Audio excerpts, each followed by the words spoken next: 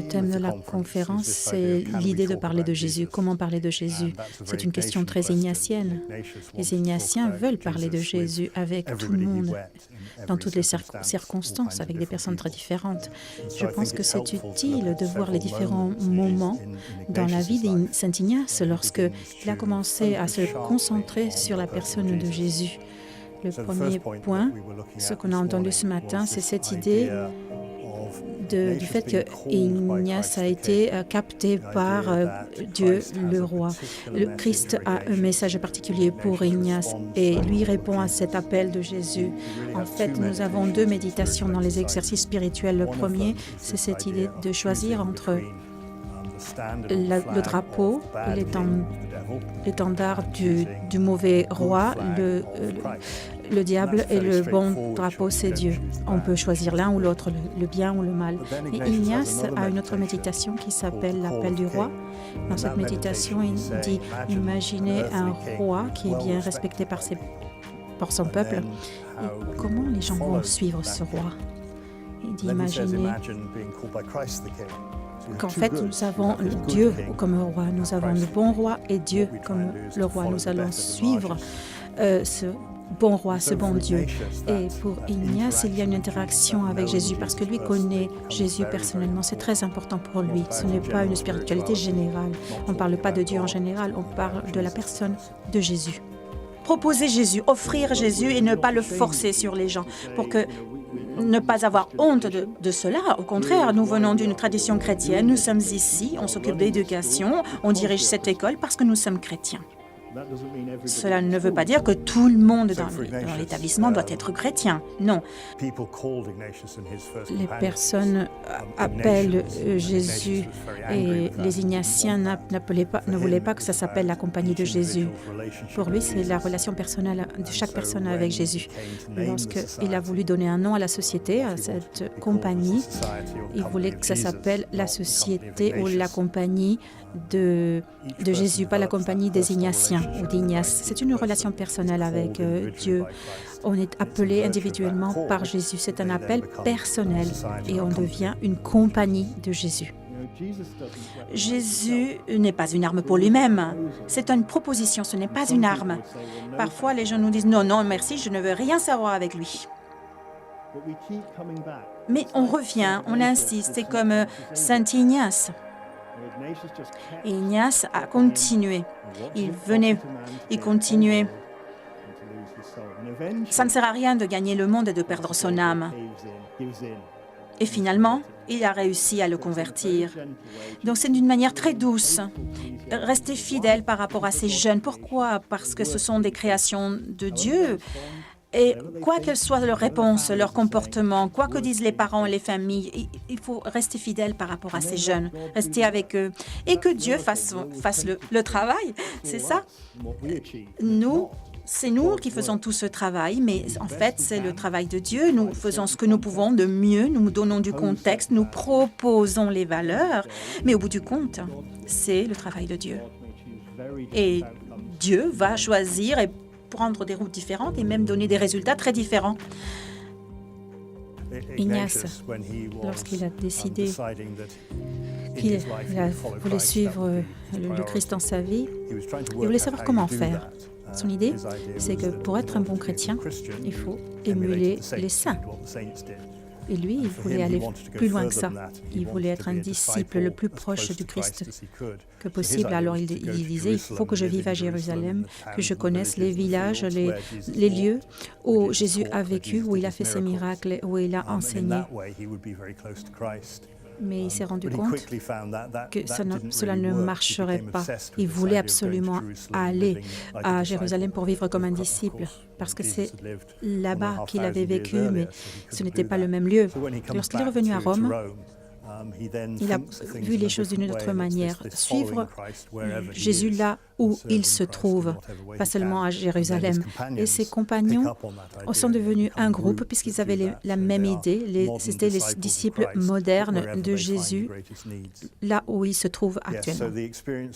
Oui, l'expérience de la Storta, cette église à 1 mile de Rome, là, les compagnons vont vers Rome. Ils n'ont pas pu aller à Jérusalem Il n'a pas pu revenir en Terre Sainte. Alors ils vont à Rome, ils se mettent à la disposition du pape. Il l'appelle le vicaire de Christ. Pour Ignace, le pape est la voix de Jésus. Donc ils vont à Rome, mais il ressent cette expérience, cette vision, lorsqu'il voit le Père qui le place à côté de son Fils Jésus. Il l'interprète comme le fait que Dieu va toujours être avec lui, il va toujours être à ses côtés dans tout ce qu'il fera à Rome. Dans ses exercices spirituels, Ignace a beaucoup d'exercices où l'idée, c'est d'imaginer dans une scène, dans la vie du Christ, en t'imaginant, tu utilises tes sens, tu vois ce qu'il y a à voir, tu entends ce qui est dit, tu vois la scène d'une manière imaginative et on s'imagine que le Christ est vivant et qu'on peut parler avec lui et on passe d'être une partie extérieure, un étranger, à une partie réelle de la scène. On participe activement dans la scène, on n'est pas quelqu'un d'extérieur, c'est une contemplation active. C'est très caractéristique de sa manière de prier et de méditer. Je crois qu'il y a le danger de parler trop facilement de Dieu et de la spiritualité, trop facilement. Et c'est diffus. Ce n'est pas clair, en fait. Alors que si on se concentre sur la personne de Jésus, sur la tradition chrétienne nous dit qu'il est le visage de Dieu, c'est l'icône de Dieu, c'est son image. Alors en se concentrant sur Jésus, on voit comment Dieu est vraiment pour les humains. C'est plus clair, plus direct. Si tu veux savoir ce que est Dieu, regarde Jésus.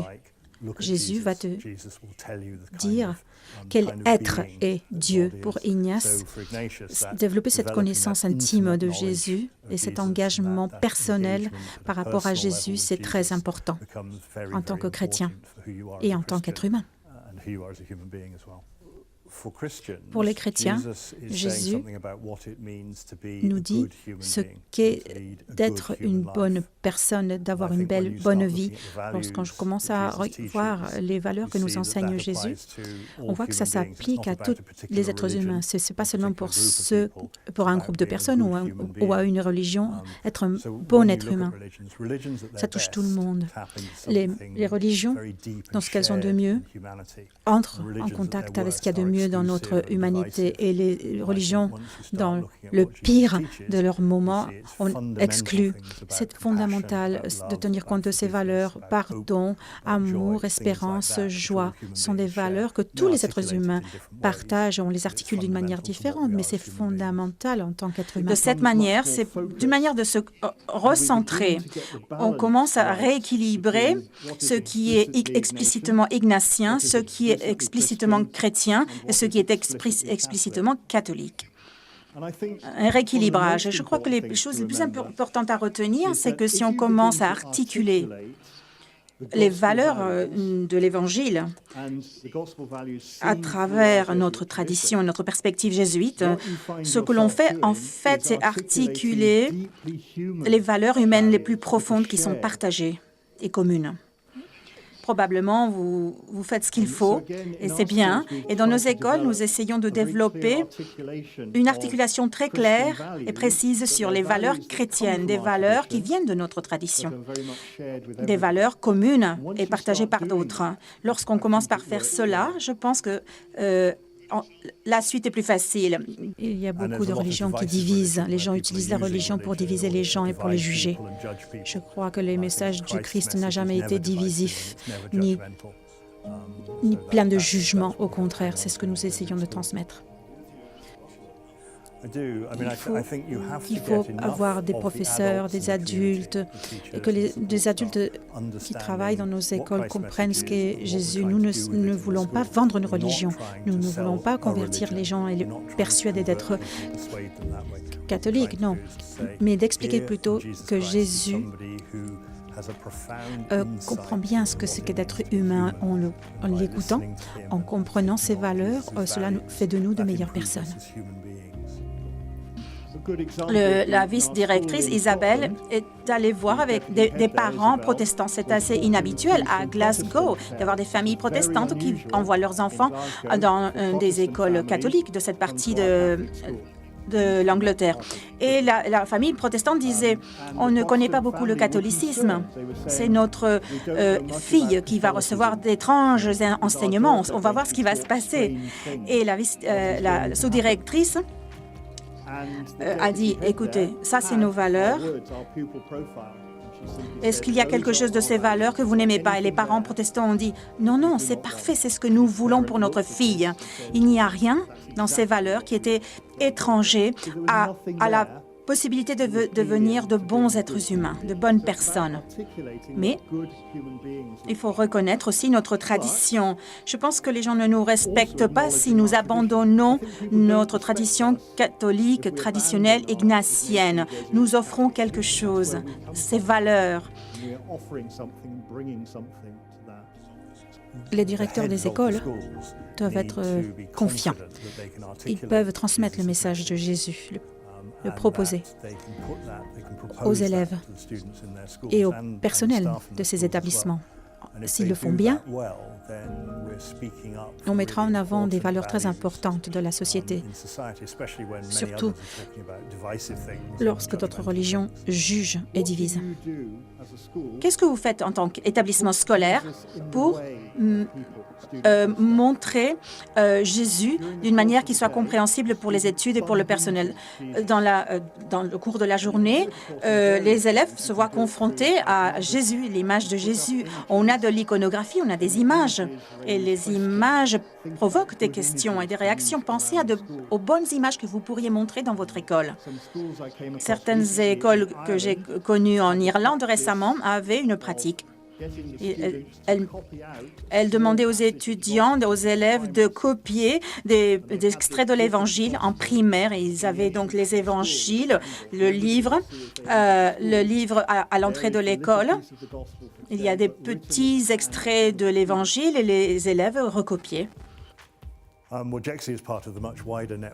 Si nous faisons des réseaux, si nous partageons les idées, si nous présentons ce que l'éducation jésuite fait et veut mettre en place, je pense qu'on aura la possibilité que le message de Jésus passe et que cela soit bien connu, bien partagé, que ce soit bien pour la société, si nous arrivons à transmettre ce message. Il faut faire attention lorsqu'on parle de la spiritualité ignatienne dans les écoles jésuites. Ce n'est pas le but ultime. Les exercices spirituels montrent toujours Jésus. C'est une voie et un chemin vers Jésus.